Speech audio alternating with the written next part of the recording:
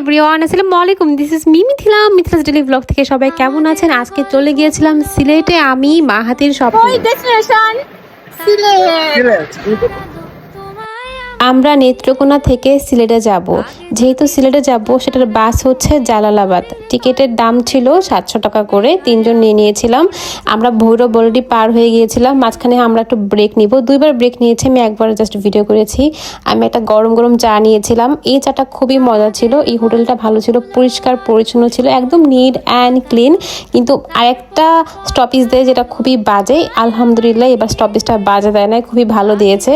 আমরা ভালো নাস্তা টাস্তা করেছিলাম, স্যান্ডউইচ খাচ্ছিল মাহাতির। স্বপ্নীল স্যান্ডউইচ খায় নাই, ও চা খেয়েছে, কজ ওর নিরামিষ একটা কি একটা নিয়ম ছিল ওর। মাহাতির অনেক ঘুমাইছে, স্বপ্নীল মোটামুটি, আমিও ঘুমাইছি। আমরা একদম ফ্রেশ ট্রেশ হয়ে একদম খেয়ে দিয়ে নিচ্ছিলাম। আমরা সিলেট পৌঁছে গিয়েছি সিএনজিতে, এখন আমরা চলে যাব আমাদের গন্তব্যের জায়গায় আর কি। আজকের ছোট্ট একটা মিনি ব্লগ এতটুকু পর্যন্তই, আমাদের সিলেট আসা পর্যন্তই।